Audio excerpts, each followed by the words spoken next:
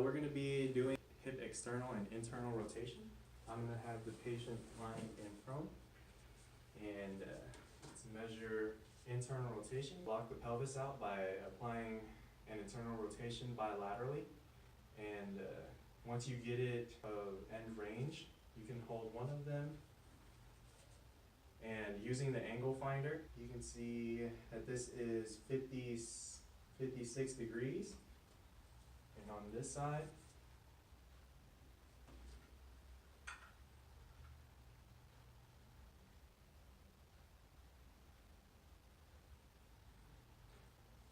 (54 degrees over on the right leg. And then I can unilaterally do a measure external rotation, making sure that you notice the ASIS elevating. You can stop there. Using the angle finder, you can note that Seth has 61 degrees of external rotation, and the same thing can be done to the other side. Now I'm going to be doing the Ryder's test. I'm going to be palpating for his greater trochanter.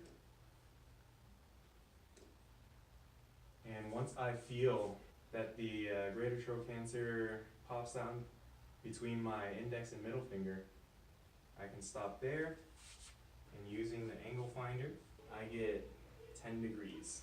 And normal values is 10 to 15 degrees. 5-foot angle, I position the patient in prone, and using calipers, I bisect the posterior thigh and make 3 parts right here, make a line, and then using a goniometer, I find subtalar neutral, and then using the goniometer, I bisect the foot at the middle calcaneus to the middle of the second and third metatarsal. Make sure you're on top. I get 10 degrees. And normal should be around 10 degrees. So to start, I will be measuring transmalleolar axis or tibial torsion. You have the patient, I think I'm just going to have you sitting. Long sitting. And you find the distance between the widest part of the ankle in a straight line. So you can go up and down 7 centimeters, 7.4 centimeters. And then you measure from the mat. Ideally I'd have a book under it so it's a hard surface, but you measure from the mat up to the most prominent point on the lateral malleolus, and you get 2.5 centimeters on that side and 4.6 centimeters on the medial side. And using these numbers, you can quantify the angle at which the malleoluses are with each other, and that will give you the tibial torsion down here. Normal values are 20 to 30 degrees in an adult. Next, we will do the popliteal angle. Have the patient lying down. Have them flex their knee or their hip to 90 degrees here, knee to 90 degrees here, and then just extend as far as they can, right there. And then you can use a goniometer or a angle finder from along the tibia down to the lateral malleolus, and he's got about 70 degrees. Next, we will do the scoliosis screening. Have the patient standing, arms together, and reach down to the floor as far as you can, and then you're finding the most prominent part on the arch of the thoracic, and then using the angle finder, you can put it on here, and he's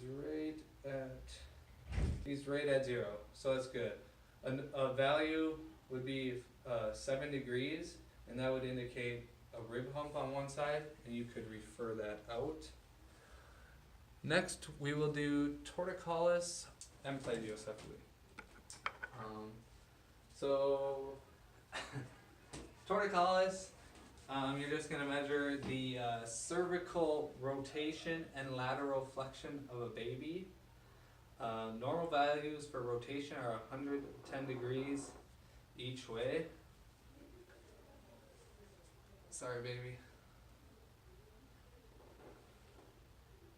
And then lateral flexion would be 70 degrees lateral flexion, and then 70 degrees lateral flexion. To measure that, if you wanted to, for lateral flexion, you line the angle finder up with the nose, the middle of the forehead and the chin, laterally flex them, and that will give you your angle, which is about normal 70 degrees. And then you do that to the other side.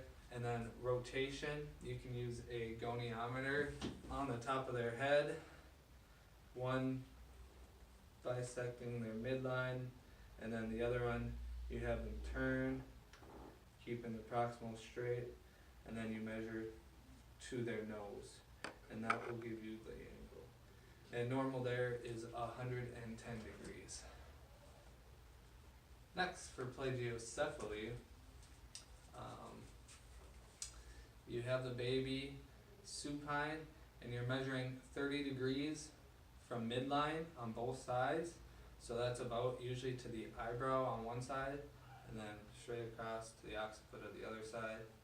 And you measure that, and we got about 12 exactly. And then you do the other side, measuring the same thing, 30 degrees from midline, 12 too. And then you subtract the two values from each other, and depending on the difference between the two, you measure that on the Atlanta guide scale, and that tells you the severity of the plagiosis. To measure or to test for hip dysplasia, we do the Barlowe or Ortalani test.